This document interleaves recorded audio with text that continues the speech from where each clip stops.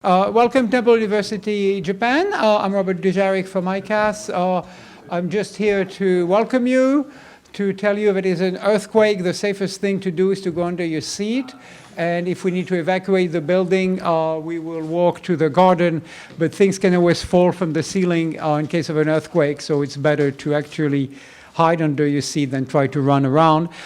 Secondly, if you can put your phone on silent or turn it off. And without further ado, I'm very happy to give the microphone to my friend and former colleague, Tina Burrett. Thank you. Thank you very much, Robert. When Robert and I first started planning this session in the summer, we were hoping that we'd be able to give you a bit more concrete information about Brexit. We thought that we'd be perhaps just over a week past the UK leaving the European Union, and we'd know a little bit more about the shape of that departure and possibly about the future relationship going forward. But unfortunately, we were wrong. So this evening, hopefully, our panel can shed a little bit more light on what is still a very fluid and dynamic situation.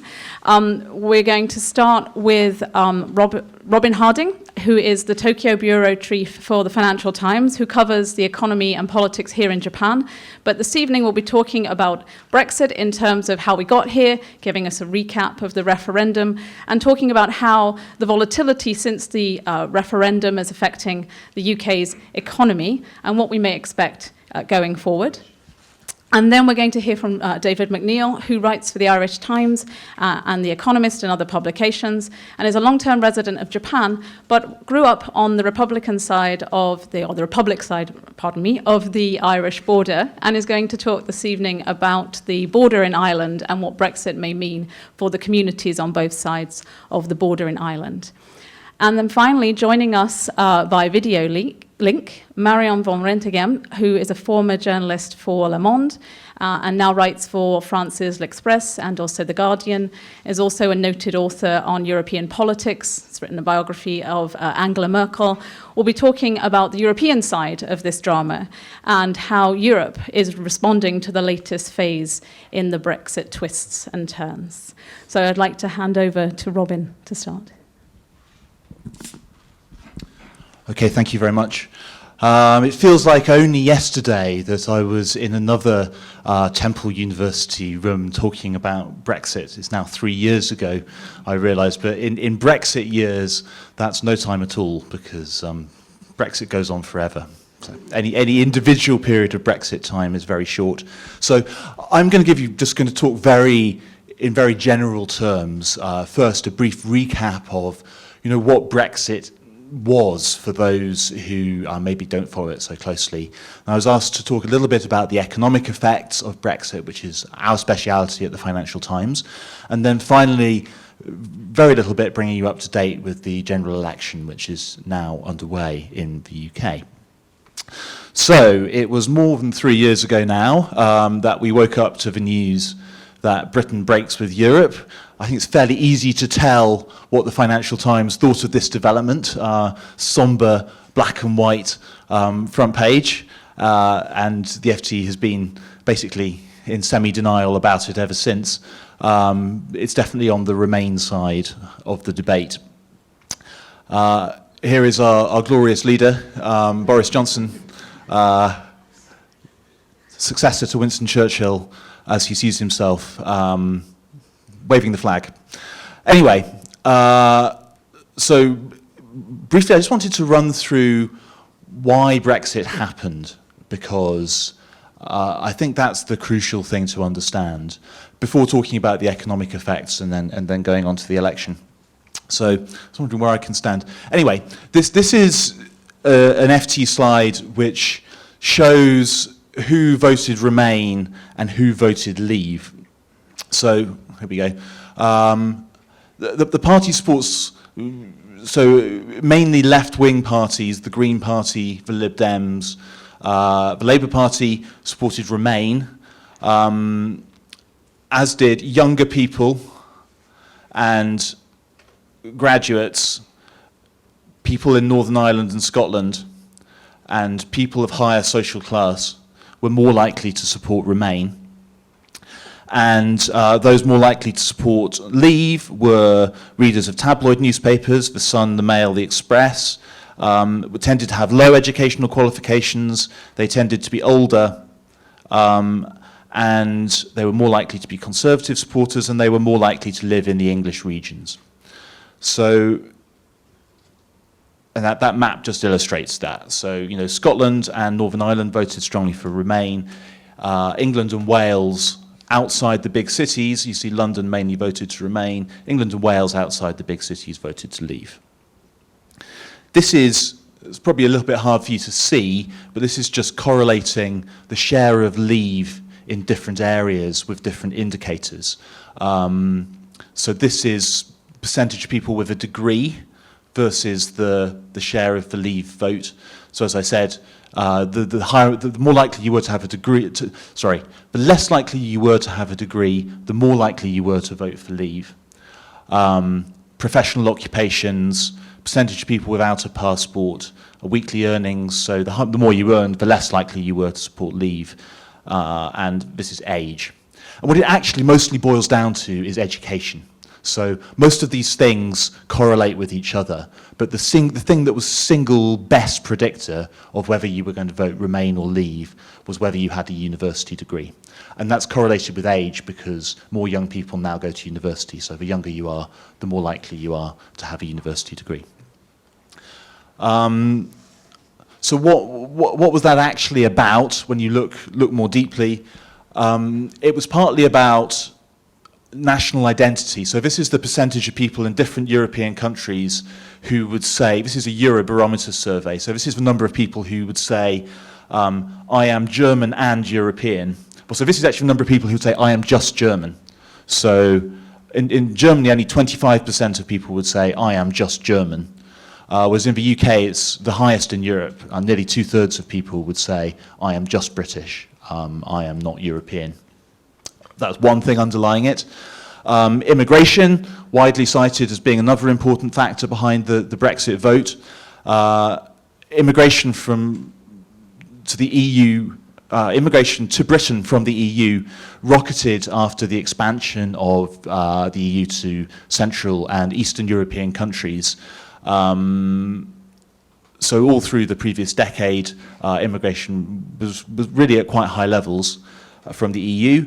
And this is a survey the month before the referendum of what were the issues on the top of minds of people in Britain. And the number one issue was immigration at that time, followed by the NHS and Europe. So the one I haven't mentioned on there is the economy. I think it's also closely correlated with the low income growth for many working people over the last decade or two. So what I find really interesting about all of that, it's a very brief summary, is how similar that profile of a Brexit voter is to the profile of a Trump voter in the USA. There are some differences, so the split between the four different nations of the UK is important. Race is a less salient issue in the UK, but basically the sort of national identity, low wage growth, concern about immigration, it's really a very similar profile of the voters for these things. So anyway, that's just a brief summary. Indirectly summary of why we might think about why Brexit happened.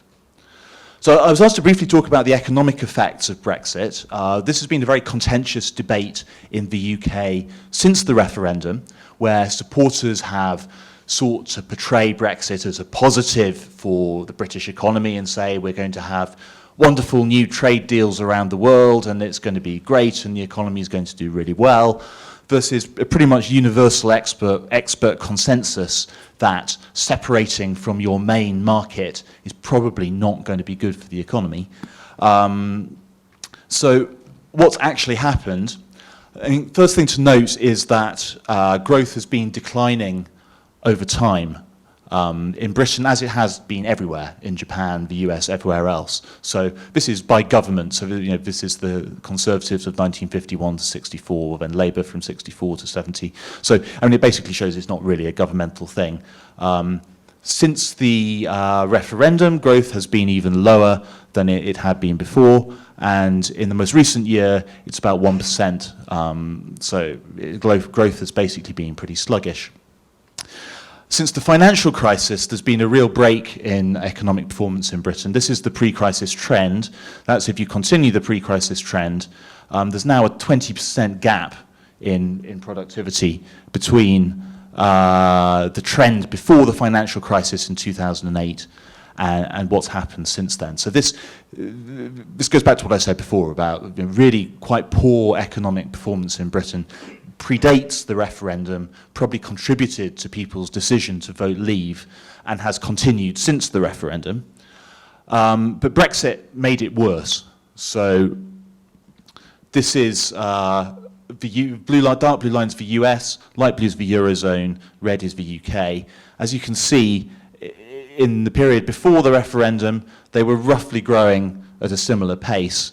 And since the referendum, the UK has underperformed. So there's probably now a 1 or 2 percentage point gap in where the size of the British economy would have been had Britain not voted for Brexit.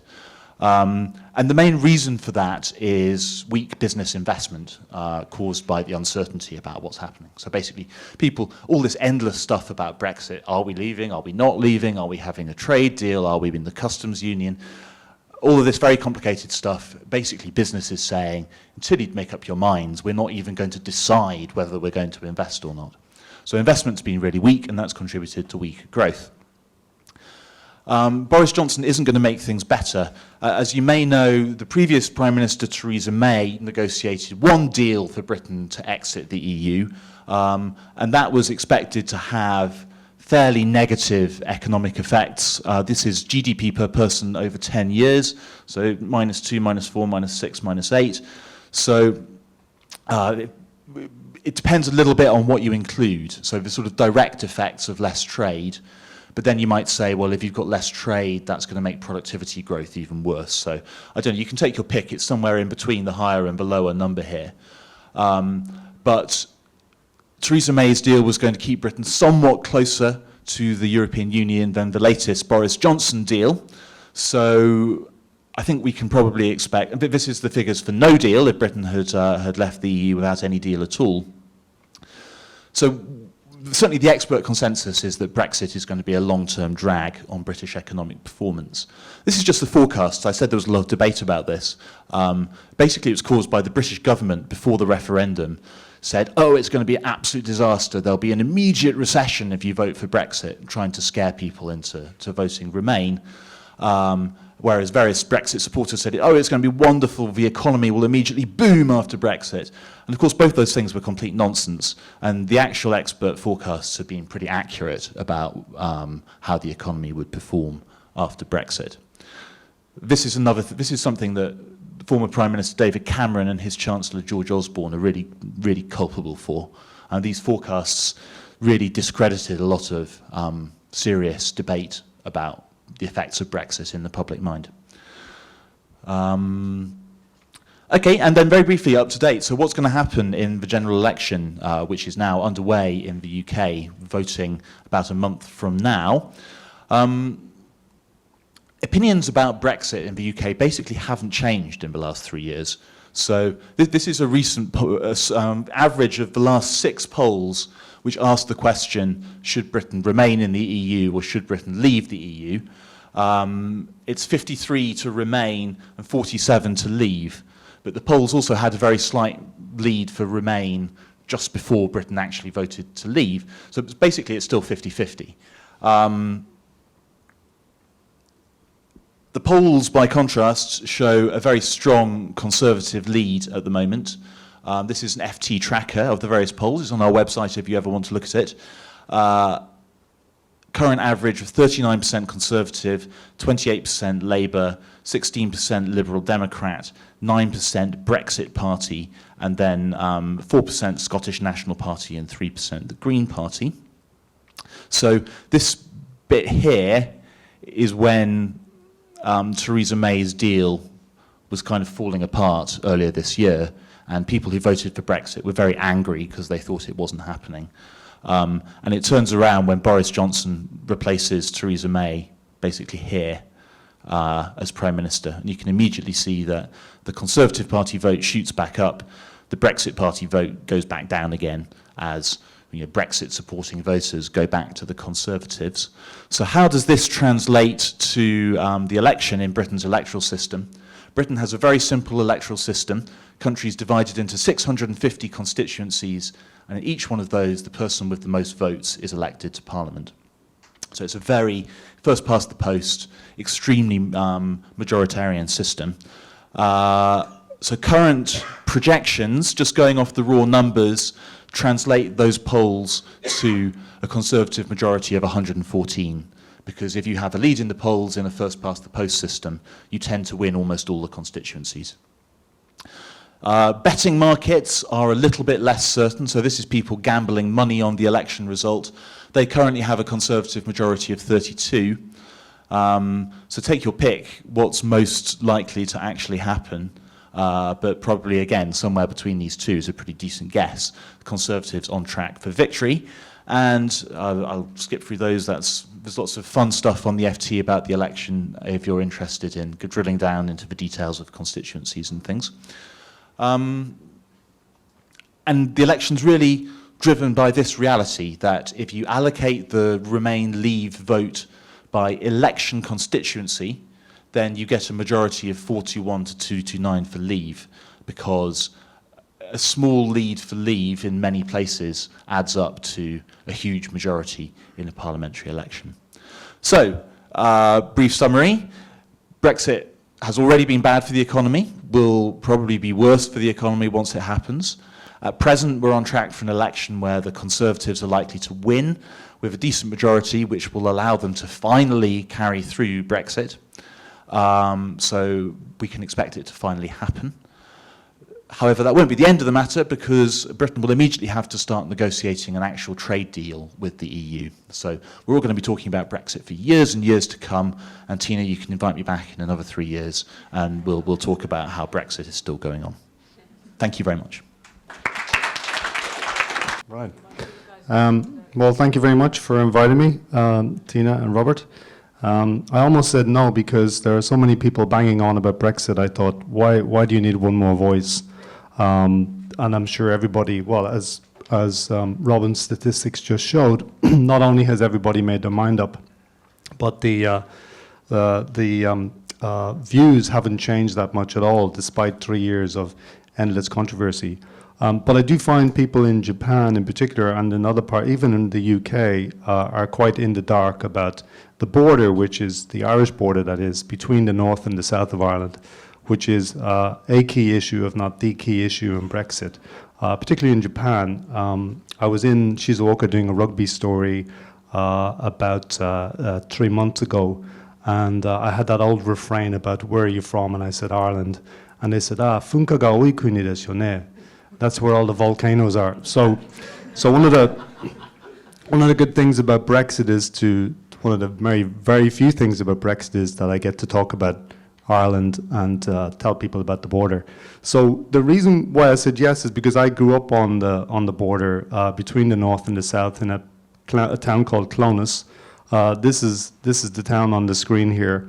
As you can see, it's a hopping little place.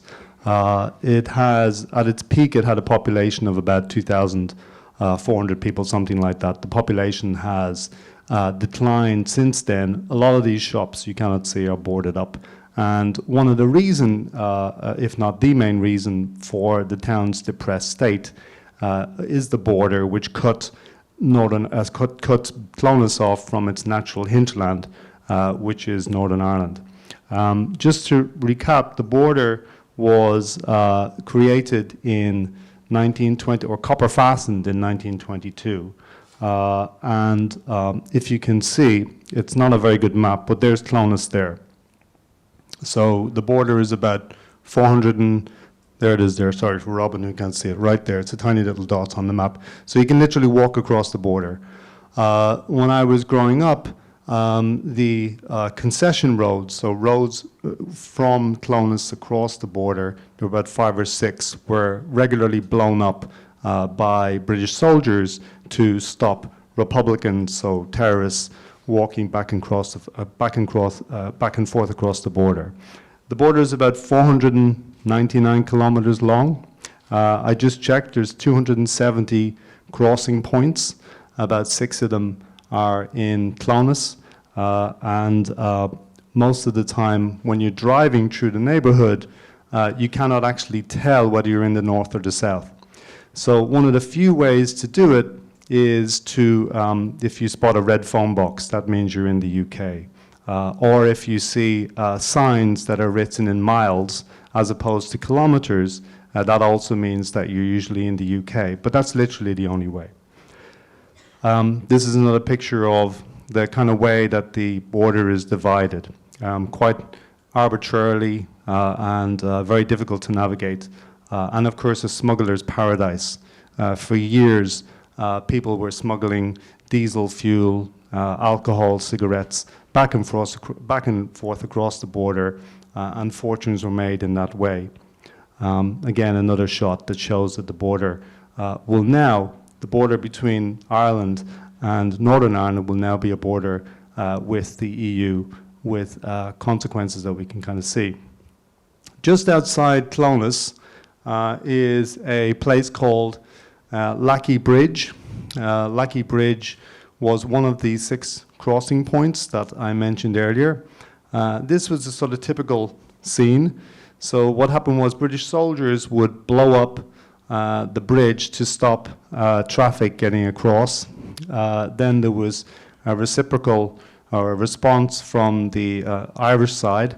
They would put up signs. They would try to build across the river so that they could get tractors and so on traffic across, and then the process would start again. The roads and bridges would be built, would be blown up, and overall the traffic reduced, of course, by 90 or 95%.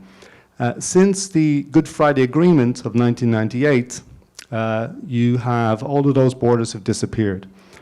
So what you have now is, this is the Lackey Bridge today, about a mile outside Clones. So you can drive straight across. There's no obvious indication that this was once a blocked road. There's no sign of British troops. The last British checkpoint left, I think, in about 2006.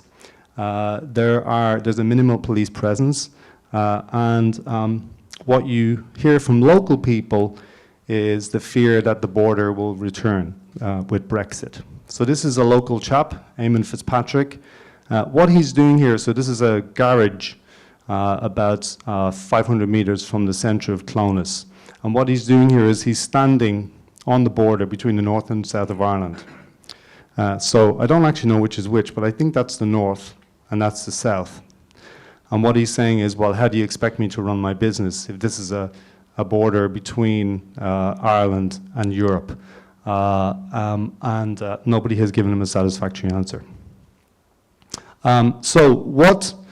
Anybody who advocates Brexit must answer, I think, is, and of course the thing about Brexit is very few British politicians have ever visited the border, gone to see what's going on. But anybody who does must reckon with the statistics. There's 72 million road vehicle crossings a year between the north and the south, and then there's 8 daily rail crossings between Dublin and Belfast. About a third of the exports between the two countries are livestock and animals. So, for example, if you were to export from, let me just get my map up here again from,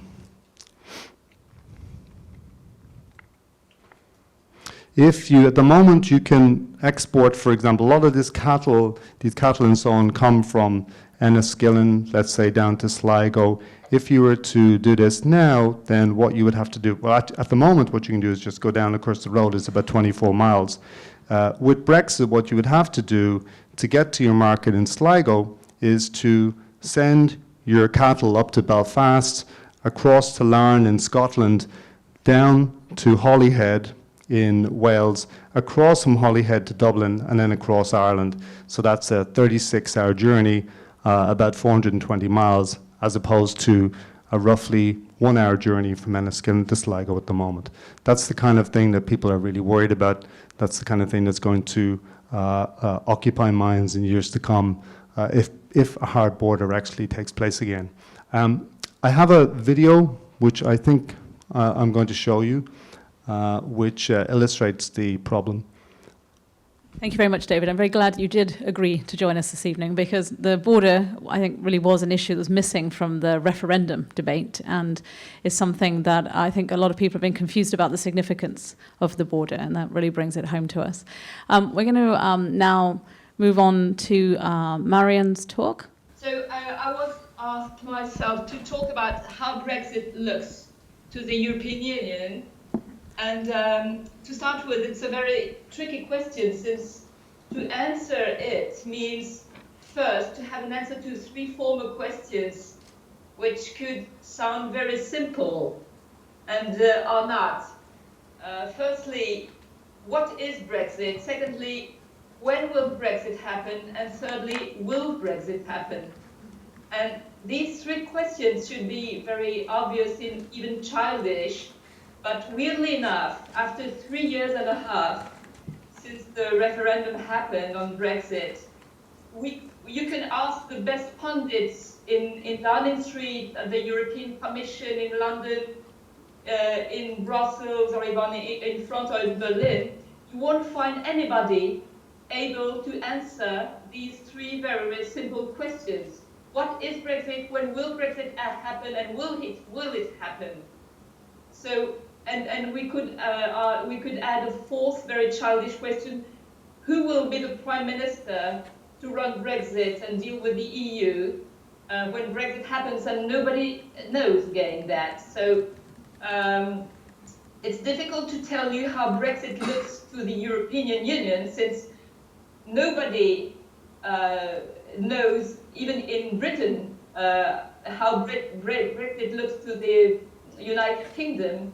And even the Brexiters don't agree with themselves about the definition of Brexit. And even Boris Johnson, the Prime Minister, who was one of the main architects and the main campaigners of the Leave, he has never been very clear on the definition, to be polite. So,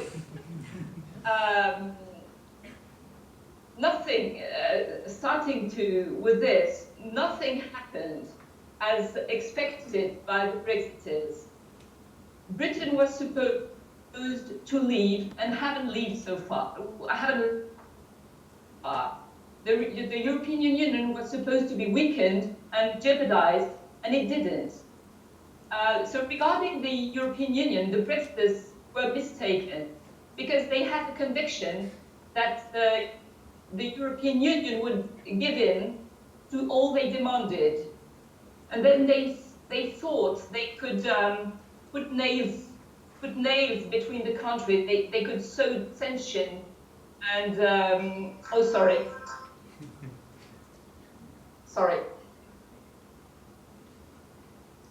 I have to put this on.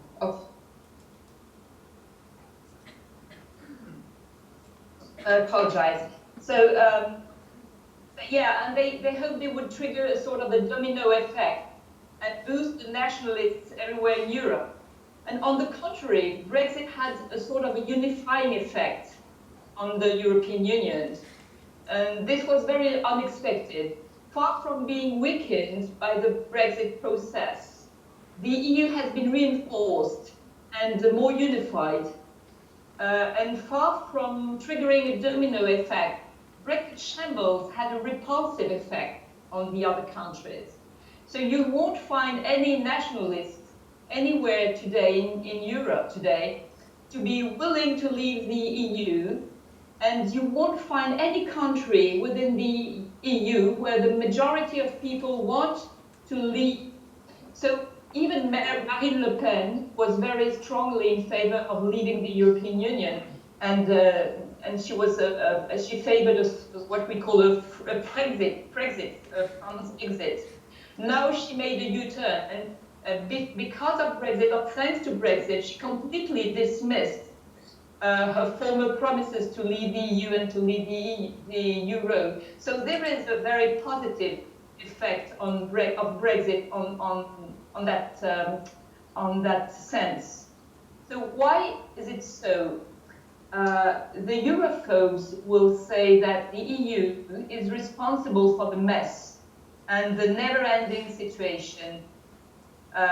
You will hear, oh yes, the EU made everything to prevent Brexit from being delivered, and the EU made everything to prevent the will of the people, the so-called will of the people, to happen. This is not the reality. The British had forgotten one very simple thing, is that when you happen to leave a club, then you can't keep the advantages of the club. They thought they could, as they say, they could have the cake and eat it. We say in French, we say, have butter and the money for butter. Avoir l'argent, le beurre et l'argent du beurre. They say, have the cake and eat it. So it's not a whim or bad will from the European Union. But if you let someone stay in the club and leave the club, and give up and keep the rules of the club, then the club dies. So the paradox is that the British know this better than the others, and better even than the French, because they were themselves. The British were the major architects of this club named the common market. And they were very, very much attached to the rules of the common market. So what happened with Brexit, again, is very unexpected, because to preserve the club that is the EU, the heads of state and government decided to remain very strongly bonded with each other. And they kept on expressing themselves through one single spokesperson, with Michel Barnier. So again, if we are failing to find an outcome to Brexit, it's not because of the EU, it's mainly because the British themselves failed to find an entrance to Brexit, because the referendum was the first entrance to Brexit. The citizens were asked to answer a question by yes or no to a question which was extremely complicated and complex. And they had to say yes or no, remain or leave, while everybody missed the very simple question, what is Brexit? Nobody knows. And then nobody voted for the same Brexit. And then we are in the mess now. So faced with that, the European Union has been very patient so far. 3 times they have been asked an extension by the British and accepted it. And they are intending a never-ending sort of the Netflix series. In the meantime, the UK had 3 prime ministers, 2 deals between the EU and the UK, both of which were rejected 4 times by the British Parliament. And sorry, I didn't count the numbers of the motions and amendments presented by the Parliament. And the game is not over, because now we'll have a general election on December 12th, which could be close to closure or open to another never-ending Netflix series, depending on whether Boris Johnson will be re-elected or not, whether we have a hung parliament, and then if we have a hung parliament, we will probably have a second referendum, and why not? No, not Brexit at all. So, and even in case Brexit happens, we are going to have years and years of negotiations to come. And a friend of mine, the former minister to Tony Blair, Dennis McShane, just wrote a book called Brexiternity, and I think is right. We are entering a Brexiternity period. So I said before that Brexit reunified and reinforced the EU. This is not exactly true, because once the Europeans have split because of Brexit, It was in April at the European summit in April. The British then were requested a second extension of Brexit, and Angela Merkel and Emmanuel Macron, for the first time, they had a public row about the length of the extension. And it's very interesting and very significant that you had then a battle over the date, over the date of the length of the extension. It was a sort of a geopolitics of Brexit timing, because you had Merkel, the German, who argued in favor of an extension, a longer extension, and you have Macron, the French, who didn't want any extension at all. He was very radical. He did say that he didn't want to put the EU at risk to be drawn up into British black hole, and that so many things had to be done to reinforce the European Union. And Merkel, on her side, she has a little bit more to lose with Brexit than France has, because Germany is an export country, and they need the British market even more. And more deeply, maybe, with UK, the Germans have a sort of an ideological partner, because they are two trading nations, both believe in market economy, they believe in free trade more than France. So when it comes to economic policy, Germany and the UK are very, very close, and by instinct, the French are a little bit less on the side of the market economy. And you saw it at the time when a large enlargement of the single market happened in 2004. Again, you had Germany and the UK on the same side in favor of larger market, and France was reluctant and in favor of stronger, smaller Europe. So now you have two schools of thought on Brexit, two families of thought. Some would say the departure of Britain is a good thing. In other terms, they say good riddance, let the Brits go away. They have been throughout the years, they have been a sort of a reluctant partner inside Europe. And they've never been enthusiastic. They've asked for so many opt-outs, etc. So let them go. And Brexit, so thinks this school of thought thinks, they said that Brexit may help the EU to move forward toward a more common policies. And I heard, for example, Dominic Strauss-Kahn, as the former president of the IMF. And he said, I heard him say, I am a Brexiter. The UK has been trying to put obstacles on the way toward the European integration. They never played the game, so let them go on their way. And the only way to move forward for us is to have them as external partners.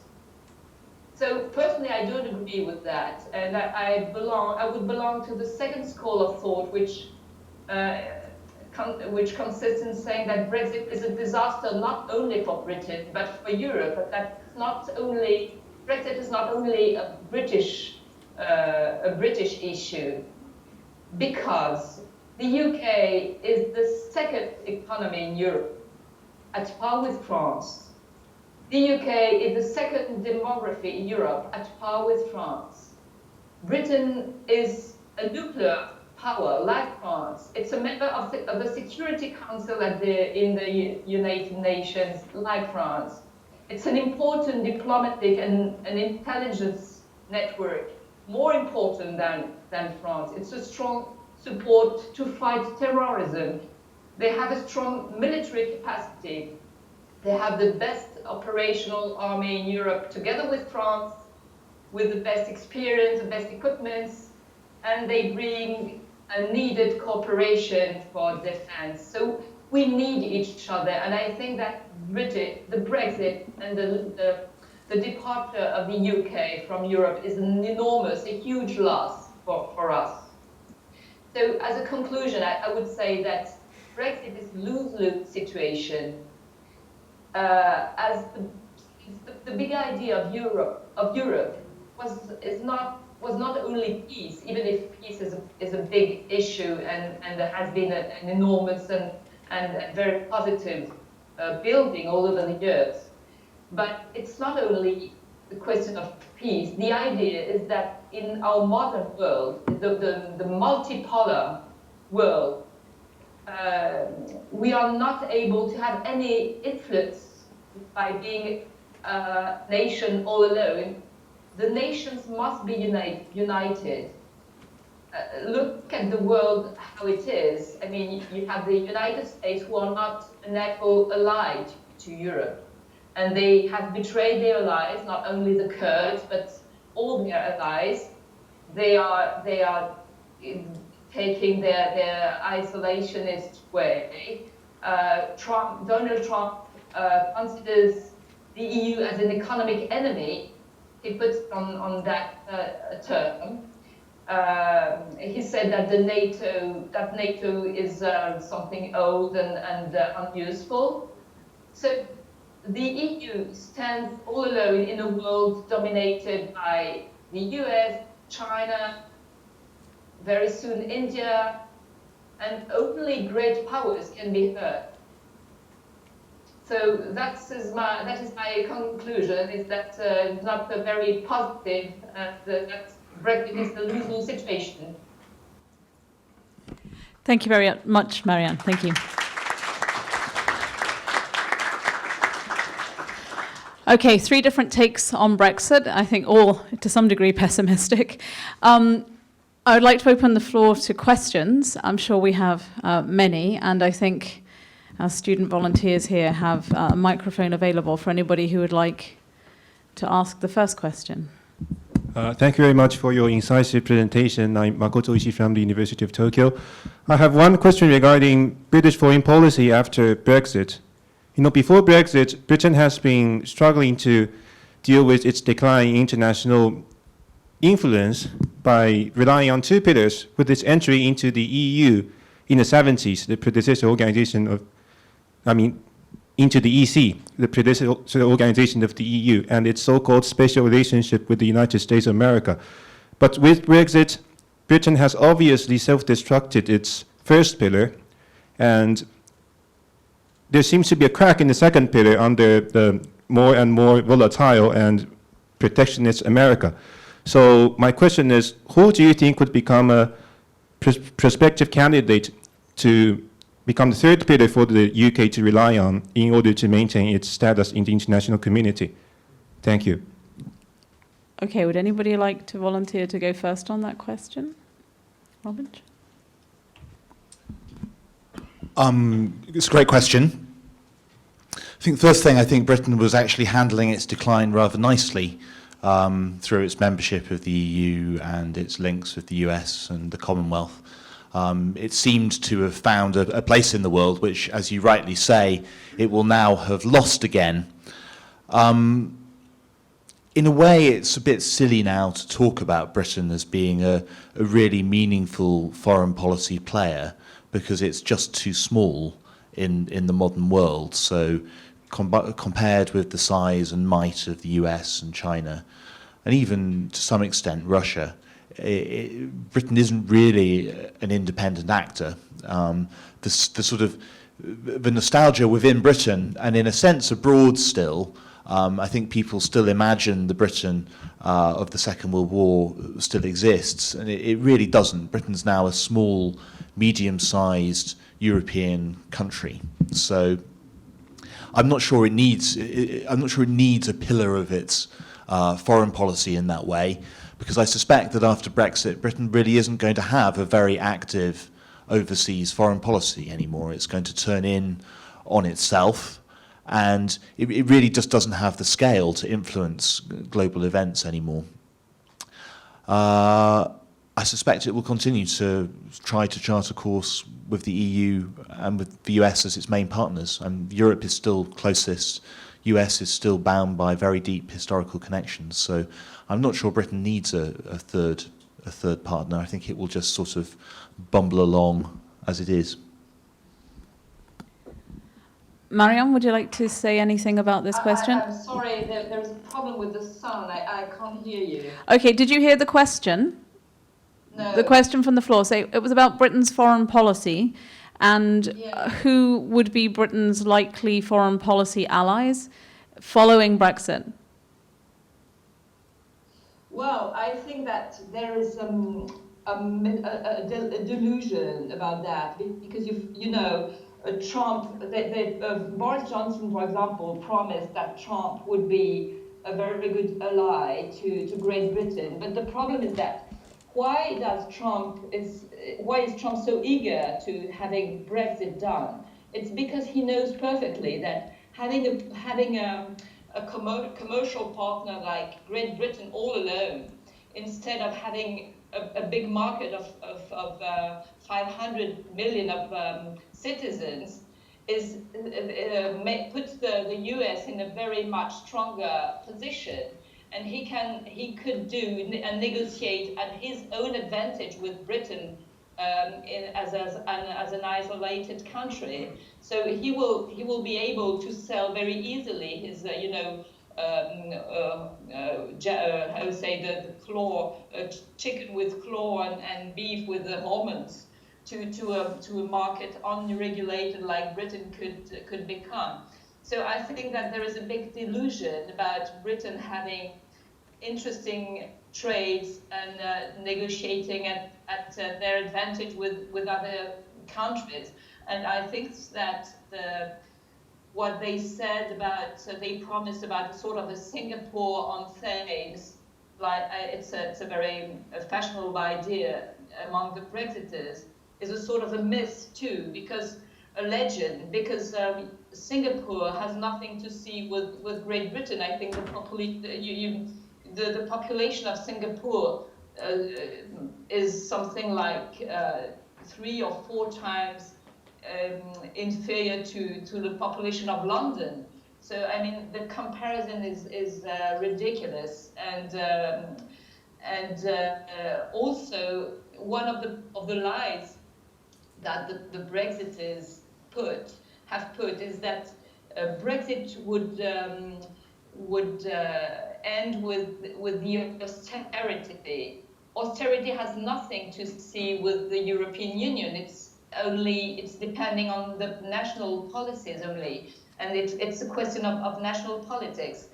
So they said that it would end the austerity, that it would end the investment in the National Health Service, education, etc. But I don't see how tax dumpings like Singapore, the sort of Singapore things could help reinforcing the NHS or education services. So I think there is contradictions, and there is a lot of lies and unicorns and delusions that are being brought together by the Brexiteers. Thank you very much. Hi, Michael Bonham, University of Tokyo. So the last question was about international relations, but I think it's also important to consider issues related to internal relations. So my question specifically regards Northern Ireland. So one of the issues is the hard border, and there was a time a few years ago where there was genuine concern about return of violence in Northern Ireland should there be a hard border. Do you think that this is still a thing that should be seriously considered, and if so, or do you think they're just empty words? And if it is a thing that should be seriously considered, what do you think is best for Britain to do to go about preparing for such a situation or dealing with it should it arise? I think this is your question. Well, certainly if you talk to people around the border and if you look at the scenarios painted by the Irish government, then a return to some kind of conflict is certainly possible. You can imagine, or you can envisage the scenarios where that might occur. If there is, so as I showed in the pictures in my presentation, the border now, for all intents and purposes, doesn't exist as a physical entity. What you needed, I think, to happen was for nothing to happen for about a generation, for that situation to continue to the point where really the border cease to be an issue at all. And I think what Brexit does is it brings back the possibility that the border is a physical entity with checkpoints, with customs, the sort of things that I grew up with. And if you have a physical border, then you have, first of all, to raise only some of the possibilities, you have the potential for a return of the IRA, because what Republicans, of course, are motivated by the desire to reunite Ireland, to have a united Ireland, a Republic of Ireland. So any physical manifestation of the border becomes a target. And one of the conditions of the 1998 Good Friday Agreement was that the weapons that the Republicans had were buried. They weren't handed in. So the weapons could be dug up again. The checkpoints and the physical entity of the border would become a target. That would invoke a response in kind, I think, from the loyalists. Loyalists would be motivated to return to violence as well. There's all kinds of very odd solutions to this problem painted on the UK side by Boris Johnson, you know, an invisible border, technology, drones, and so on and so forth. None of them seem very convincing, and certainly the people around the border are very concerned that a return to violence is a real possibility. On the Northern Ireland issue, I'd just like to add that I really think it's very unlikely that there's going to be a return to a hard border. I mean, in both Theresa May's deal and Boris Johnson's deal, the one thing both of those are completely driven by is making sure there's no hard border in Northern Ireland. They do it different ways, but that is the single, crucial factor in both of them. I'm really not at all expert on Northern Ireland, but what Brexit is going to do under Boris Johnson's deal is create a separation between Northern Ireland and the mainland UK. So Northern Ireland will have a special status. It will be closer to the EU than the rest of the UK is. And that raises really profound questions about the future of Northern Ireland. Northern Ireland demographically has always historically been roughly 50% Republican and 50% Loyalist. But the demographics over time have been changing towards more Republicans. And one of the reasons the Good Friday Agreement was agreed was because I think the Republicans in Northern Ireland saw a future path to a united Ireland as demographics changed over time. One of the really big questions is going to be whether Brexit affects those demographic and political affiliations in Northern Ireland. So the Loyalist community, and David, correct me if I get this wrong, but the Loyalist community in Northern Ireland were supporters of Brexit, I think partly because they saw a chance to create distance between the Republic and the North, and thus prevent unity in a united Ireland in the future. So I think how that plays out is actually going to be more important than whether there's a hard border or not, because I don't think there's going to be a hard border. David, do you want to add anything? Well, I hope he's right. But I just wanted to say something, perhaps for people who don't know, about the arithmetic of the current parliamentary arrangements. So the Democratic Unionist Party of Northern Ireland has 10 MPs in the British Parliament. Of course, their raison d'etre is to protect the union with the UK, and they are motivated primarily by a desire to not see united Ireland. So one of the interesting outcomes of the election will be to see how that plays out. How will the UP fare in the election? What will be the math of the new arrangements? Will the Conservatives, certainly it looks like Robin's picture there, suggest that the Conservatives may come out with a healthy majority, in which case they won't be so heavily reliant on the DUP, and that makes all kinds of new scenarios possible, including that they may tell the DUP that they're not needed. Marion, would you like to speak to the question on Northern? Could you repeat the questions? So yeah, certainly. The question was about Northern Ireland and whether there's a possibility of a return to violence in Northern Ireland with Brexit. Well, yeah, I think that it's it's very dangerous because, you know, why was the Good Friday Agreement made possible? It's only because the European Union existed. Because of the offense to the European Union, the three entities, which are Northern Ireland, the Republic of Ireland, and Great Britain, were suddenly started to belong to the same identity, to the same entity. And this was made possible only because the European Union took all the parts in the same entity. So I think that even if you have soft borders or hard borders, you have with this idea of a new borders, so-called border. I don't know. It's so sophisticated and so complicated now what they have invented. But the so-called border, it's in the sea. Instead of putting a border between the two islands, even though it's very ingenious and clever as a solution, you have destroyed something like this common identity, which was made possible again by the fact that the three parts belong to the same European Union. And I think that is very dangerous because it's not a small business. I mean, the war has made,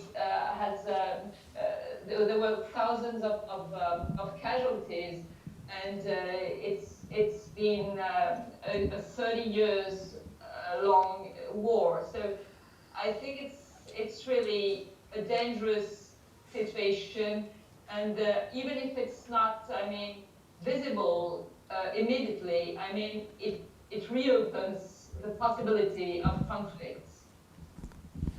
Okay, thank you very much, David.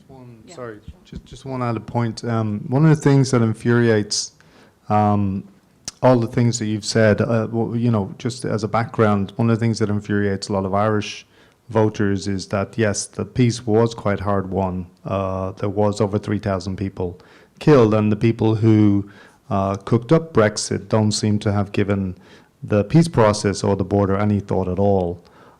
It seems to have been an afterthought, if it was thought. So whether there's going to be a hard border or not, even the possibility that we're flirting with a return to some kind of conflict in Northern Ireland is enraging to some people in Dublin. And you've had these very odd statements as well coming from conservatives on the UK side, some of which have got a lot of play in the Irish media. I've just got one in front of me here, Priti Patel, who's a Conservative MP. She seemed to suggest last year that the threat of food shortages after Brexit in Ireland could be used to press home sort of British advantage. And of course, for a lot of people, what that signalled was a nod to the famine of the 19th century. So that went down very badly in the UK, and that's one of a number of, in Ireland, I should say, and that's one of a number of statements which were made on the UK side, which have raised hackles. Hello, I'm Ricardo. I'm from Spain, a foreign student in Sophia University. My question to the speakers is, how do you think Brexit will affect Scotland? I don't think speakers have talked about that. Mm-hmm. Maybe at the beginning I was a little bit late, I'm sorry, I apologize. Because if there would be a second referendum, independence referendum from Scotland, how that, like if there was a yes to remain in the European Union, how would that affect also in terms of vetoes? For example, a country like mine, Spain, could be a country that could veto the entrance of Scotland in the European Union as they are struggling with, well, they are dealing with Catalan separatist movement. So what the speakers think about that? Thank you. Robin? Yeah, so once again, I'm very English. So Northern Ireland, Scotland, it's all difficult for me to address. So clearly Scotland supported Remain. Scotland quite strongly supports Remain and would like to remain in the European Union. And being forced to leave because of English votes is not going down well in Scotland, and will further weaken a union between the four nations of the United Kingdom that was already struggling. The 2014 independence referendum in Scotland was 55% to remain in the United Kingdom and 45% for Scotland to become an independent country, and the Scottish National Party have said they will push for another referendum on Scottish independence immediately after this general election. And so clearly the trend, this increases the chances of Scottish independence. I don't think it's at all guaranteed that it will go that way, though. There's another way to look at it too, which is once Britain has left the European Union, then you're saying to the Scottish people, so you're against leaving the European Union, but you're in favour of leaving this different union that you're also in part of, so you can rejoin the other union. It's not very obvious how that works. If you're against being part of united countries and devolving political power to somewhere else, then why does it make sense to leave one union to join another? That's a difficult question for all nationalists, and in fact people who wanted to leave the EU too, to answer. So I think it's not certain how it will go, but it certainly seems to strengthen the case for Scotland to leave the UK, which in my view would be an extremely sad day. You mentioned the point about Spain. My question to you would be, do you think if Scotland had cast a democratic vote to leave the UK and democratically wanted to join the European Union, do you think the rest of the European Union would really tolerate Spain vetoing Scotland from rejoining the European Union? I'm not so sure about that. Thank you. I mean, I think that the narrative generally in the media is that Scotland voted to remain in the European Union and that the Brexit vote has galvanised a strengthening support for Scottish independence. But if we look at the result of the last general election in the United Kingdom, in Scotland, the Conservative Party went from, I think, having 1 or maybe 2 seats in Scotland to having, I think, 13. I think a lot of the voters who decided to vote for the Conservative Party in 2019 were motivated by trying to stop the sort of juggernaut for a second referendum that the Scottish Nationalist Party winning pretty much all of the seats in Scotland would perhaps indicate that Scotland wanted. And it will be interesting to see in the general election next month whether the Conservatives can actually retain those seats. Because if they do, I think that will allow them to make an argument that there shouldn't be a second referendum and that the strength of support for that would, in Scotland on Scottish independence, is not as strong as the Scottish Nationalist Party would have people believe. And I think the uncertainty of Brexit and the impact that that's had on the British economy already, and will have more so probably from the end of January, may make Scottish voters think twice about leaving yet another union, and perhaps the sort of impact that that may have on the Scottish economy, compounding the impact of Brexit. I just wanted to add one more point, which is, this complete plague of nationalisms. Well, one of another thing that was closely correlated with Brexit voting was identifying yourself as English rather than British. So it's not just Scottish nationalism, it's English nationalism, and that was partly what's behind Brexit. So I really don't know. All of you political scientists and international relations scholars would love you to tell me how we stop this just devolution of nationalisms into ever smaller units. It seems to be a trend everywhere at the moment. David, did you want to? Well, I just wanted to raise a point which Robin discussed or touched on in his presentation, which was the role of the media. I think you said the Daily Express was the Daily Express readers were the most supportive of Brexit, and the Sun. Both of which, of course, are owned by people who don't live in Britain at all. Rupert Murdoch owns The Sun and isn't British, last time I checked.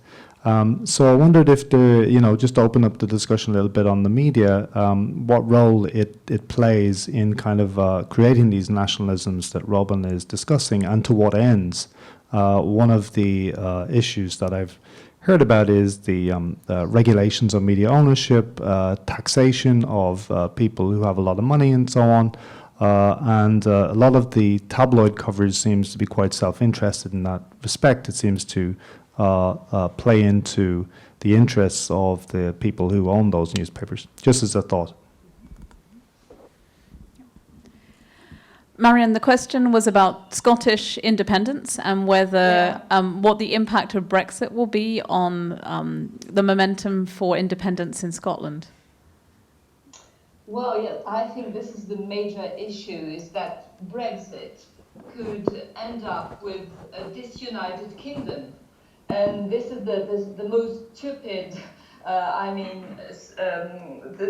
the most stupid consequence, because it started with British nationalism, mostly English nationalism, but British nationalism, and it might end with a disunited kingdom, and you might have it in the end, Wales and England all alone, being independent from the European Union, with the Northern Ireland and the Republic of Ireland being reunified someday, and then Scotland being independent and joining the European Union.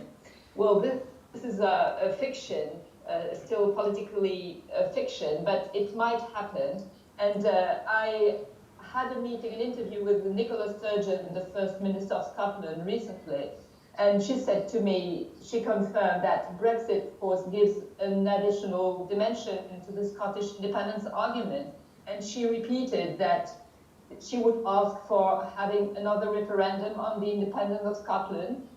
And Brexit, as I think one of the former speakers said, Scotland voted mainly, a big majority of Scottish people voted against Brexit, and they are not happy at all with being far from the European Union. And I think that if there another referendum on independence takes place in Scotland next year or before 2020, there is a big chance that the independence would be voted. Now, will Europe accept Scotland as a member, as an independent member? That's another question, because the European Union has a big problem with Spain and Catalonia.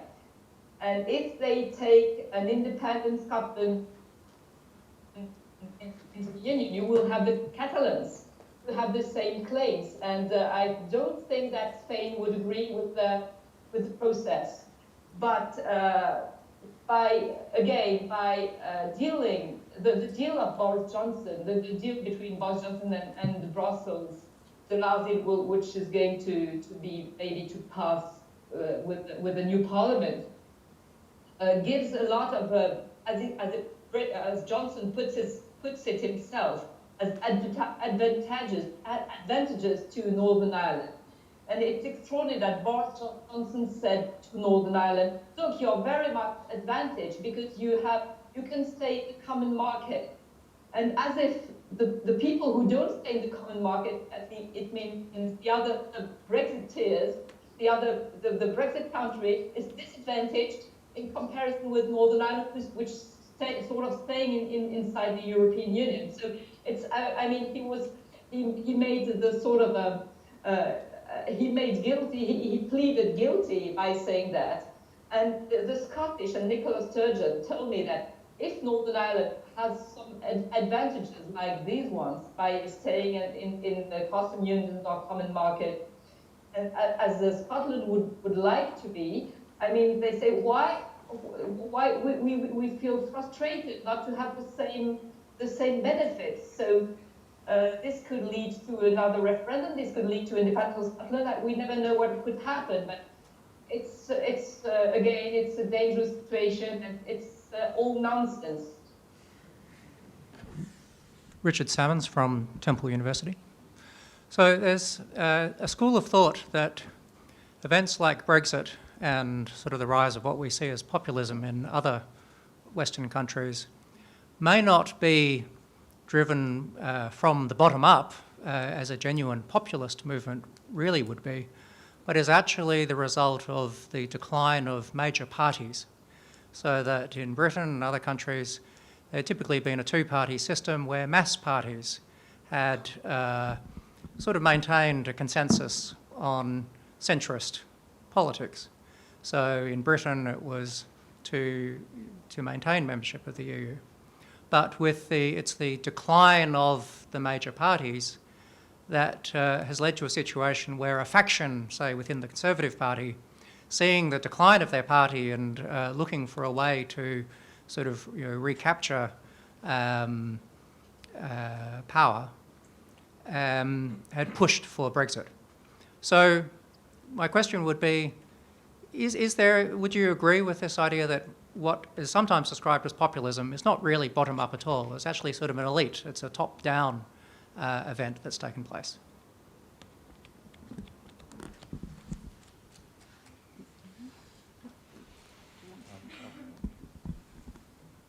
Yeah, that's probably a question that's too sophisticated to ask a journalist.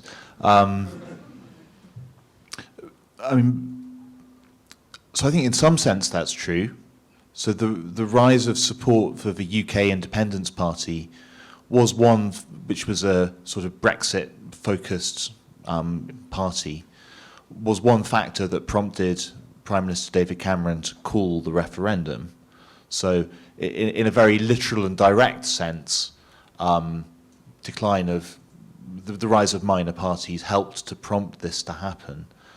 But I don't think I'd agree that this wasn't that this was imposed from the top down. Yes, to a sense, there were people who were saying that there were sort of elites, mainly a small number of people on the right of British politics who were saying, the solution to all your problems is to vote for Brexit and it's all the EU's fault. But there was definitely a ground roots, very widespread sense in Britain that we don't like the EU, we're not European, this has nothing to do with us, who the hell are these people in Brussels telling us what to do, we don't like it. That's universal. So there's definitely, maybe there was some elite shaping of that and channeling it, but there's definitely a real thing at the grassroots as well, I think. Can I add something?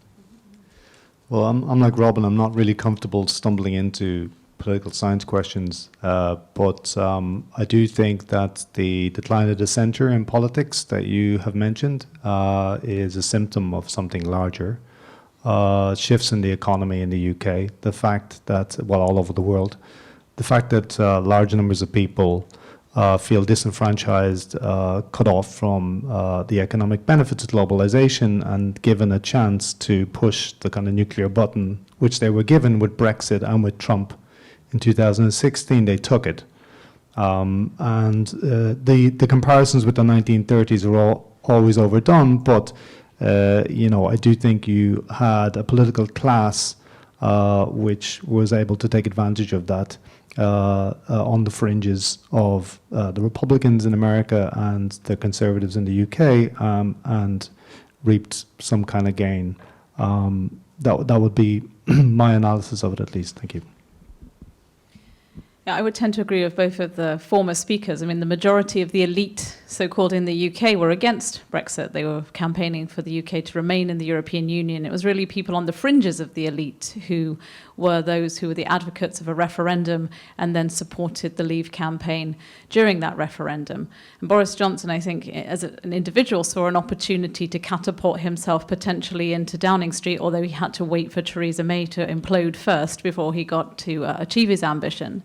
And that was a calculation by him as an individual politician, but whether it was a contrived strategy by an element within the Conservative Party, I don't think I would give them that much credit for having that much strategic ability to foresee the outcome of the referendum. So I do think it was a genuine vote to see some kind of change, be it in the party structure. I think for a lot of people who felt like the status quo wasn't really working for them, any kind of change was at least an opportunity for something to be different. And at the same time, to thumb your nose at those in the elites who were telling people that things will be terrible for you if you vote to leave the European Union.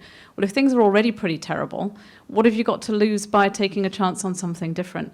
Especially something that was being framed as in a sort of positive way, as an Independence Day, as a people power. It was very attractive relative to the Remain campaign, which was, let's be fair, pretty fear-mongering and negative in most of its rhetoric. Marion, would you like to address the question about populism and the referendum, and whether the plan to have a referendum in the first place was a kind of elite... Sorry again? Sorry. Yeah, so whether the referendum was a sort of elite project driven to try to revive the fortunes of political parties in the UK that were seeing their vote share decline over recent decades. You mean the referendum was an elite project? Right, yeah, that was the question. Yeah. I don't think so. The referendum was the project made by David Cameron. It was tactically to try to have the sympathy of the right of his party, and it was only tactical reason. But I don't think that the elite was in favor of the referendum. The referendum is a very populist instrument because, again, it helps leaders to offer very simple answers to very complicated questions. It helps by making yes/no answers to a question which would needed hours and hours of conversations.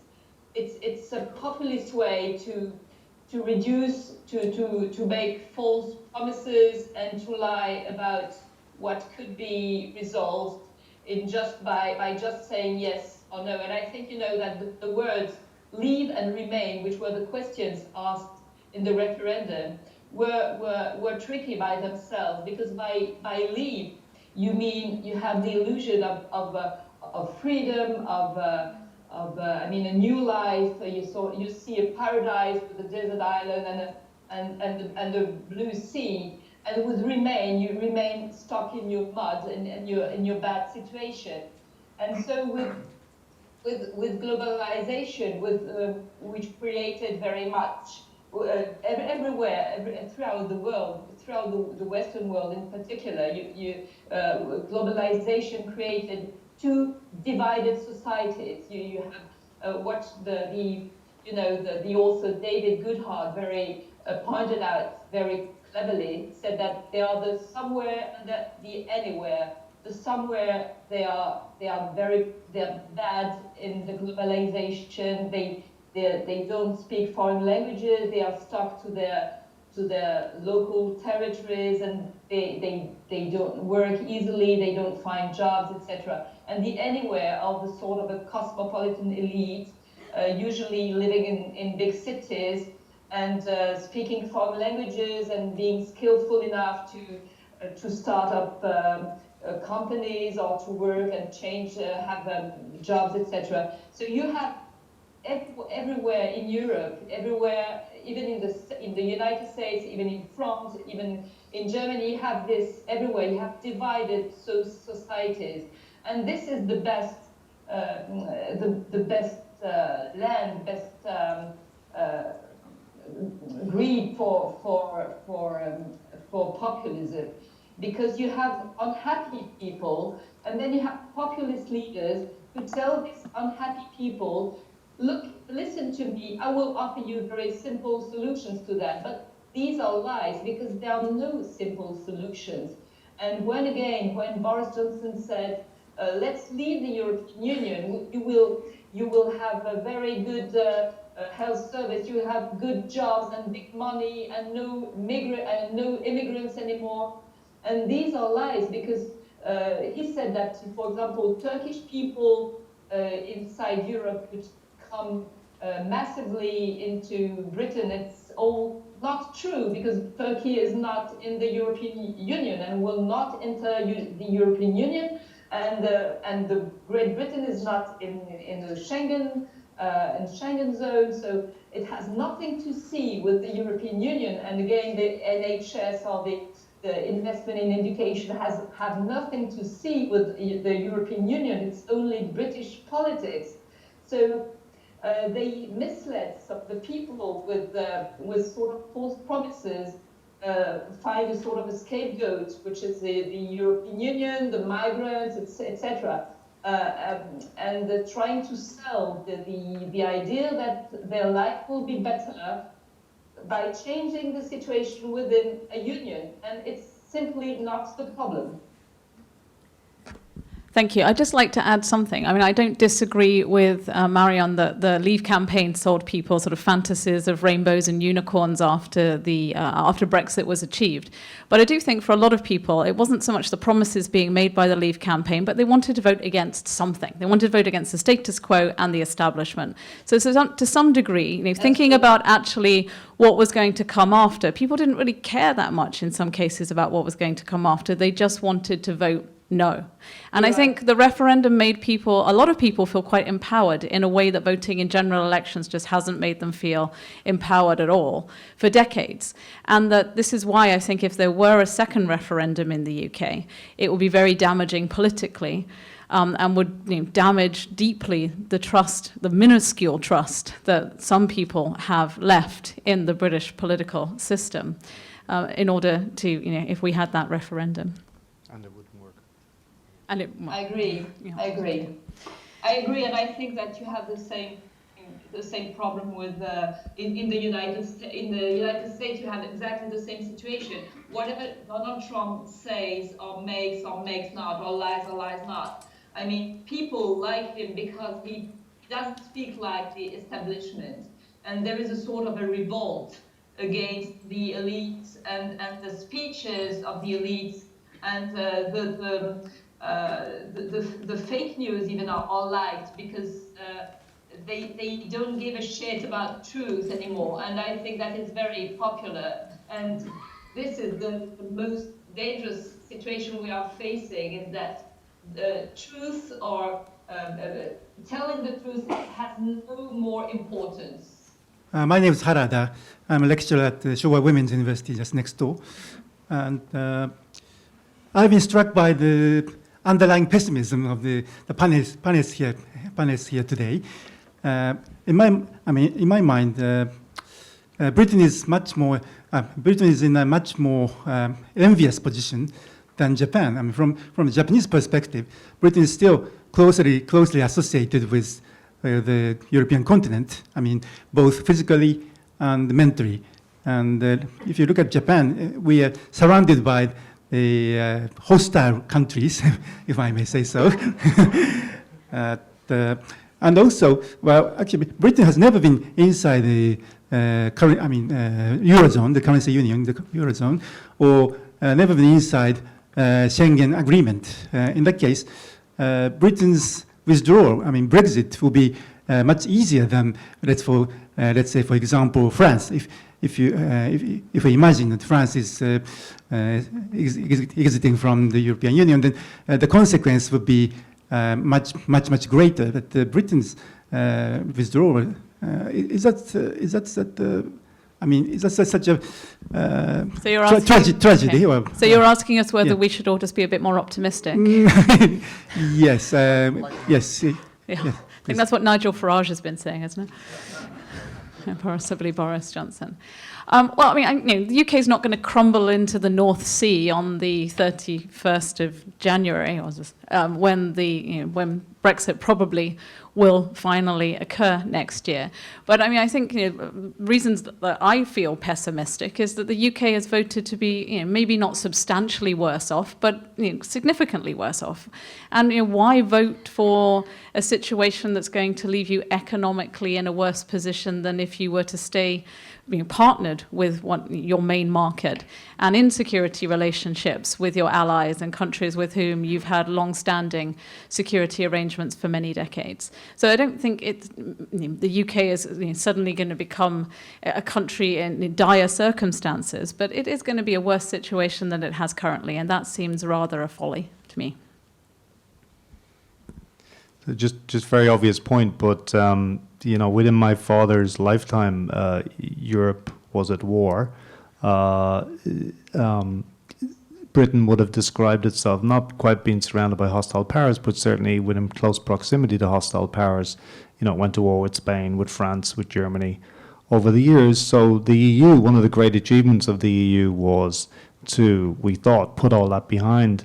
Some people, a couple of years ago, people were talking about an Asia-style union that might bind Japan and China, or at least Japan and other parts of Asia closer together. So I don't think you should lose that perspective. You know, that for many of us, the fact that Britain is separating from the EU is a huge loss and a huge step backwards. So it's really interesting to think about this, because we often get criticised for, you know, you're biased, you're negative. And I think about it myself, because the fact is I'm not really very fond of the European Union.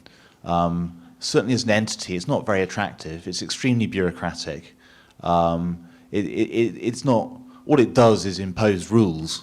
It's not a great delight being part of the European Union. And I would perfectly happily not be part of the European Union if someone could sort of tell me how things are going to work without us being in the EU and what the benefits are. And the trouble is no one can. I mean, it's the reason I think people are pessimistic, it's not because it's such an enormous negative. Japan's a great example of a country that does fine without being part of something like the European Union. So does South Korea, so does Canada, so does Australia, so does New Zealand. And you don't need to be part of some great big thing to do fine as a country the size of Britain. But once you're in and you're integrated and you've spent 40 years adapting your economy to serve the European market, then it's just nothing but negatives to take yourself out of that position. So maybe the negatives will turn out not to be that huge and it'll all be okay. But I find it really hard to imagine things are going to be better. So, I don't know, maybe the pessimism's overstated. Marion, the question was about whether we as a panel and perhaps experts generally who are discussing... Sorry. The question is about whether experts on Brexit and us as a panel specifically are being too pessimistic about the prospects of Brexit. Well, this is a good question, because pessimism is not a good thing, and it's very fashionable today. I think that there are some positive things, but not for Britain itself, but for the rest of Europe, is that, as I said before, I think Brexit is sort of a scapegoat. No, not a scapegoat, how do you say, a sort of a reluctant, I mean, makes people being reluctant to leaving the European Union and are more stick together now and more united. And you don't find any nationalist leader who wants to go out the European Union. So that would be a positive effect. But and the other not negative effect is that I think Brexit or not Brexit, hard or soft, the British people are clever enough and very witty and skillful enough to do as if Brexit wouldn't be too hard to live. And the paradox is that I think that no Brexit is better, hard or soft, is better than the deal with the European Union as it has been building for 40 or 50 years. So what the British will try and do, and the Europeans will do the same, is try to as Brexit is a psychological thing. I mean, people wanted to leave, they wanted to be independent to this structure that they think is oppressing to them, which I think is not. But of course, it has defaults and it's not perfect. And but it was a psychological issue. They wanted to leave, but in the reality, everybody knows that it's not a good solution. So both parts, Britain and Europe, will try to manage to do things as if Brexit didn't happen really. I mean, for example, I think that British will will do the regulations, similar regulations to what they are in European Union, so that the circulation of the goods won't create too many problems and difficulties at the borders. And I think that both continents will try and live together as partners as much as close as they can. So I think it won't be a catastrophe because there will be goodwill from both sides. But I mean, it's just nonsense. It can't be better than it was before. We are going just to manage and repair the enormous mistake that has been made with referendum, which complicates everything because we have been, even if European Union is not perfect, we have been building a huge market, the biggest market in the world, 100 million citizens, people. And I mean, it's the region in the world, the less unequal region in the whole world. It's the region of Europe. It's the region, the zone, where the people have the best standards of life, of the social welfare, of security, environmental securities, of sanitarian and food security, etc. All these standards are the best of the whole world. So, I mean, it's really a mess, and it's really a shame that we destroy partly or fully what we have built together for so many years. Thank you. I think one thing I would add is that, I mean, maybe not pessimism, but frustration that I feel about Brexit is that if we look at demographics in the UK, young people are quite passionately in favour of remaining in the European Union. So there's a good chance in a generation the UK is going to be looking to rejoin the EU. And at that point, I think it's very unlikely that the UK will get the bespoke deal that it has currently with the European Union, a legal opt-out on the euro, many other opt-outs on various parts of the treaties. And you know, when countries join the European Union, they have to accept the treaties as they are. So I think, you know, if we sort of think about the way that demographics work in the UK, and it's quite possible, I think, that these young people will remain quite passionate about the European Union, having come of age politically in the sort of Brexit mess, that, you know, in 10, 20 years' time, we have just kind of gone full circle. And all of this angst and all of this stress that we've been experiencing will have been for nothing. Or maybe the UK has to go through this period to truly sort of come to terms with its post-Second World War, post-colonial self. Yeah, take it. You want to take this one? Because then Marion can hear you, okay, I think. Yeah. Oh. So, Tiger Shigazaki from Sophia University. First of all, thank you so much for being so articulate about this topic and the different insights. My question is regarding more of a minor thing, specifically those who do not have UK citizenship in the UK currently having an open business set in the UK. Not so long after the referendum, I've heard these people's fear that they might have to leave the UK. Being thrown out of the UK might be a very extreme case, but my question is, what are the realistic sort of conditions or problems those specific people might have to face from the impacts of the Brexit? Thank you.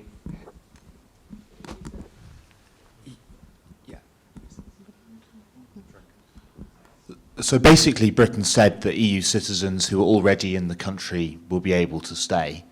And basically, it has said that it's not clear whether there will be preferential arrangements for future immigrants. But it's very likely, I think, that there'll be some kind of preference for European immigrants into the UK. The bigger issue with UK immigration policy is that there have been high levels of immigration for a long time. There's been a strong backlash against it, and so there is really powerful government pressure to try and reduce the numbers coming into the UK, and thus all sorts of really bureaucratic and unpleasant rules about residence and getting visas, which is nasty. I don't like it. Nobody really likes it, but it's answering the political need in the UK. I don't really know how that's going to go in the future. The reality is levels of immigration into Britain are still very high. And this is something the rest of Europe has never really understood. that people bang on about freedom of movement and how great it is, but it's mainly in reality freedom of movement for people to come to the UK, because that's where everyone comes in terms of internal EU migration. Certainly the biggest flows are into the UK. So I think it's going to depend on the willingness of the British public to accept continued high levels of immigration or not, really. That's what's ultimately going to decide whether there are attractive, whether Britain's welcoming to people from abroad or not. And sadly, for now, it's certainly taken a turn towards being less welcoming.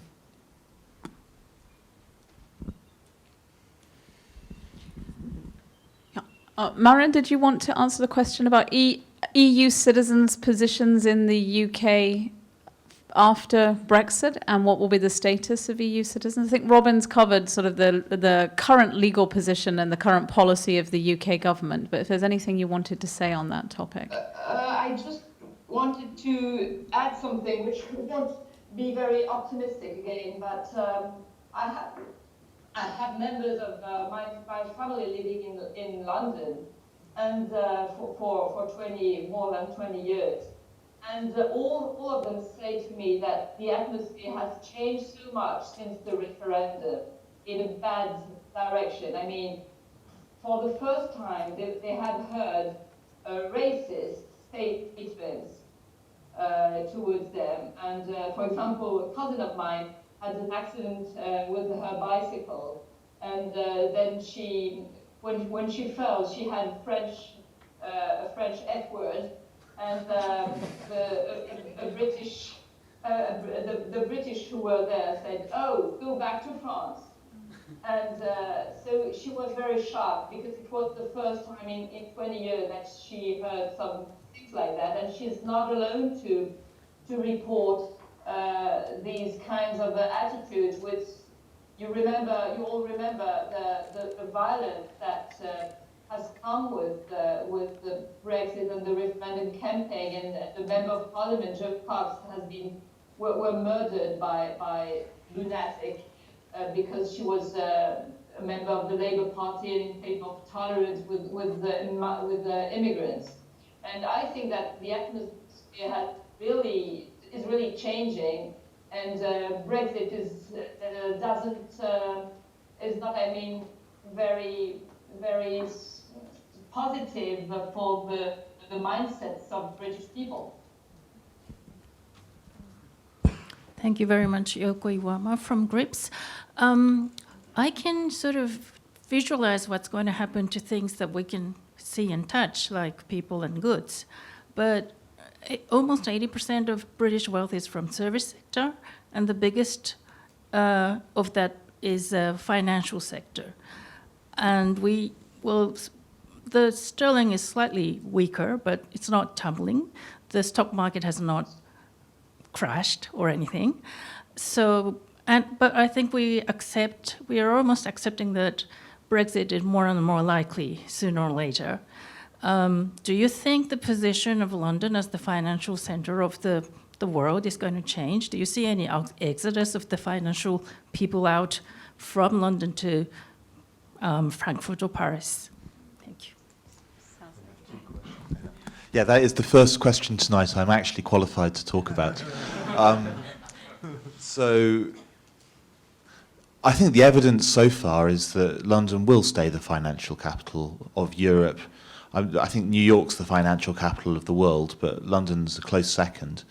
Some Eurozone business is moving to Frankfurt and Paris, but it's very clear everyone else wants to stay in London if they possibly can.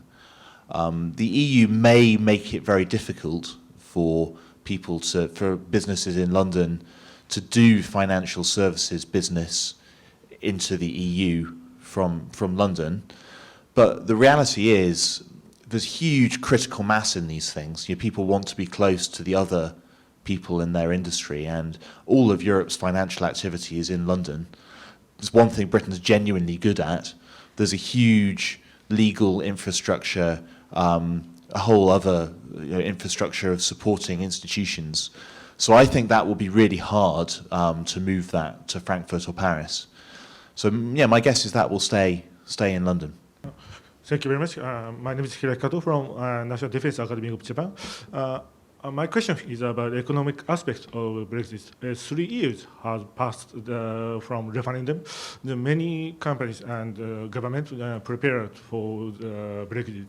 Some companies moved industrial parts from United Kingdom to other European country, and the banks moved to financial sectors from London to the Frankfurt or other cities.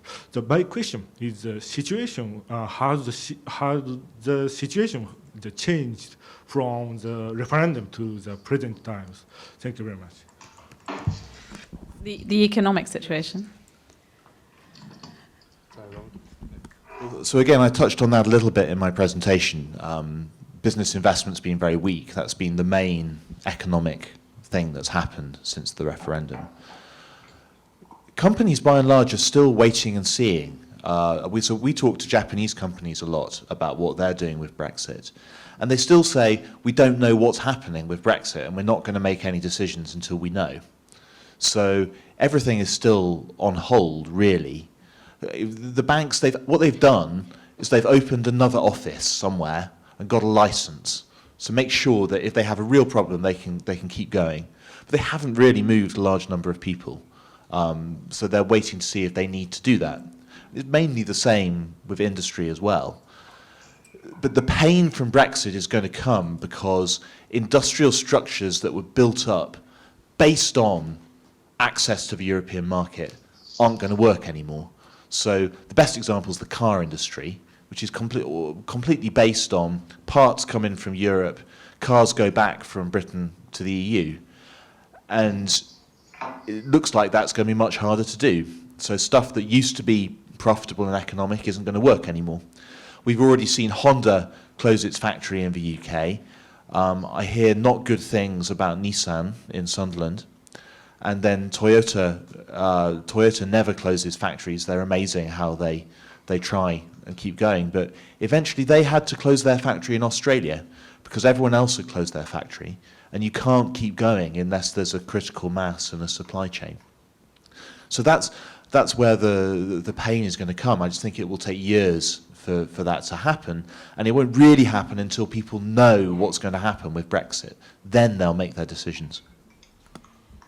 And I think the fact that the economic impact hasn't been felt very strongly yet explains why there hasn't been that much shifting in people's attitudes towards Brexit, why those who voted to remain and leave, by and large, have stayed in those camps. And there hasn't been that much shifting of people from the leave to remain, because people haven't really felt the economic impacts. And because they were told by the Remain campaign that on day one after the referendum, should it be leave, it would be catastrophic. I think that has compounded people's sense of maybe not optimism, but not full-blown pessimism or great concern about where the economy will go once the UK actually leaves. It's important to remember Brexit hasn't happened. Right, yeah. So, Marion, the question was about the economy and the impact of Brexit on the UK's economy. Yeah. Mm-hmm.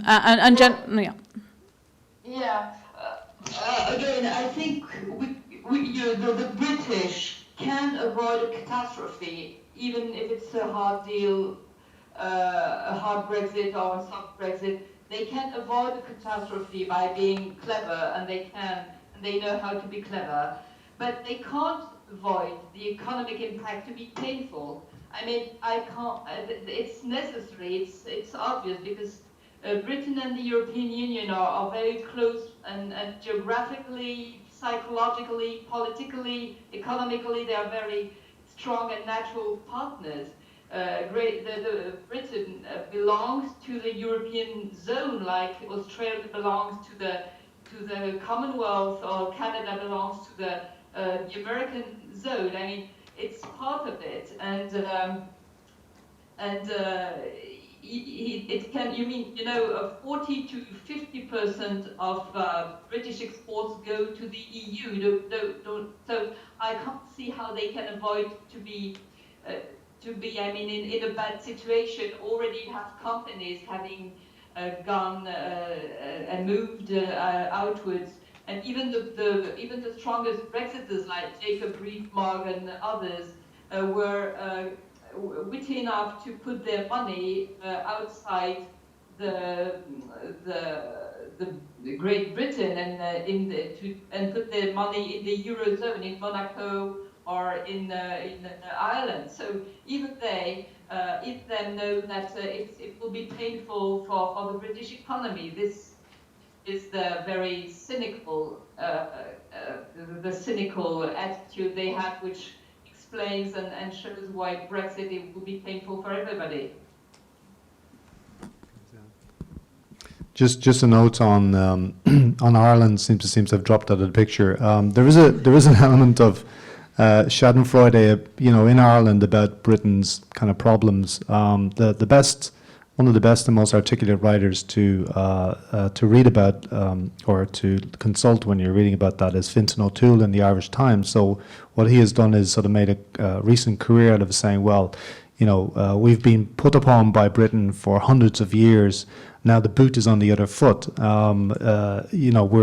We're reinforced by the other 27 members of the EU, which have collectively told Britain that they can go take a hike, and that's quite satisfying to some people in Ireland. But if you look at the economic impact of Brexit on Ireland, Britain, of course, is Ireland's biggest market, and if you look at the impact in particular of a no-deal Brexit, it is quite striking. There was a survey last year which said Ireland would suffer a 7% fall in GDP, which is quite catastrophic in the event of a no-deal Brexit, and that's only the start of it. Plus you have, of course, the border.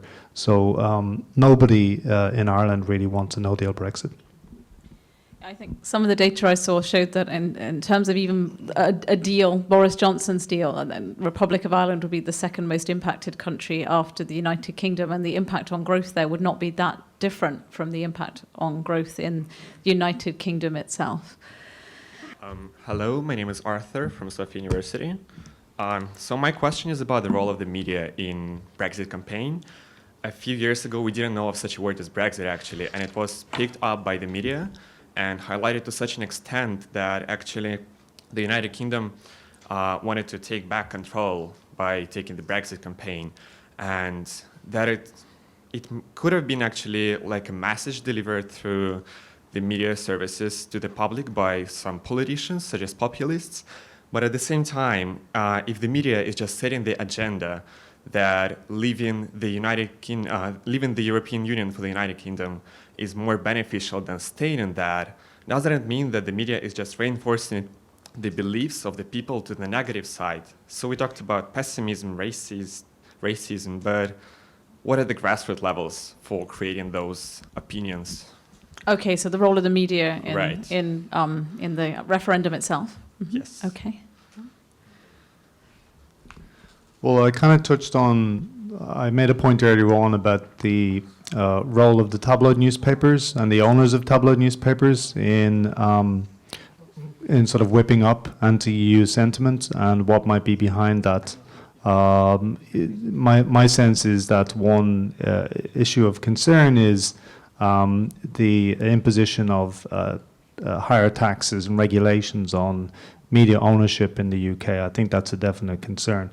But I do think we're in this odd period around the world now where you have the disintegration of the old media, print media, and to some extent TV, and the impact of the internet, and that's created this kind of joker, this really wild card, because a lot of the power of the media everywhere, but particularly in the UK, to get across a political message is declining, and the rise of the internet has created a sort of an element of fake news, of course, the distribution of false narratives, but also these bubbles, these internet bubbles, where whatever your position, you can be vindicated by other people around you. I sense this on Facebook. Just nobody on Facebook that I know, or very few people I know on Facebook, is going to bother me with a Trump-supporting opinion because they know I hate Trump. And I think everywhere we see, people are in these little bubbles, and that has I think has created real problems in sort of constructing narratives that we can all buy into. Not much to add. I really don't think the media were decisive in the campaign. What they did do is create anti-European feeling in Britain over 20 or 30 years before the campaign, and that's when they were really important. I think there's also been some research that shows that some of the campaigns that were operated via Facebook to, in particular, bring out to vote people who hadn't voted in a general election in many years to vote in the referendum were quite influential. And a lot of people who were long-time non-voters did actually vote in the referendum. And it suggests that some of the research suggests that some of the messages they saw through Facebook may have been part of the reason that they were motivated to vote. But it could also be other factors like, your vote in a referendum, every vote counts towards the result, whereas in British general elections, for a lot of people, their votes in the first past the post system don't really affect the result. So it's hard to sort of definitively prove that that was a factor, but some researchers have suggested that it was. Marion, would you like to comment on the media's role? Yeah, I think well, Brexit was born 2 times, I think. The first time was during the after the Second World War, because when I met Tony Blair recently, I said to him, it's a pity that you didn't lose the Second World War, and he laughed. Of course, it was a joke, but because the British were very heroic and didn't need the help of anybody against Hitler, they kept a sort of arrogant feeling towards Europe. The feeling that they were independent enough to stay alone, and they didn't need anybody, and they were strong enough all by themselves. And so I think that this feeling of arrogance have led the media to be quite anti-European all throughout the years, as they have been. And then the second, Brexit was born a second time, 30 years ago, with the fall of the Berlin Wall, because I think that, this is the issue of my last book a bit, but I think that the fall of Berlin Wall is the beginning of populism, because we came from, we left a bipolar, very simple and comfortable world, divided into 2 parts between the United States and the USSR, and it was very visible, and very explainable. And then we went to a globalized world, a multipolar world, and you know that 30 years ago, exactly 30 years ago in 1989, we forgot it, but it was the very beginning of something called at the time World Wide Web, which was the beginning of the internet, and it was the ancestor to the social media. So this all started 30 years ago with the fall of the Berlin Wall, and it was, I think, the beginning of fake news, of populism, and of upset and disrupted societies that came into the situation, the very messy situation where we are now. Thank you.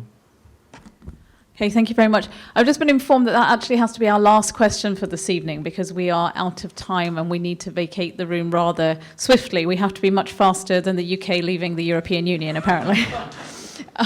So I'd like to thank our panelists very much for insightful comments this evening and for giving us their time. Thank you very much to all 3 of you. Thank you.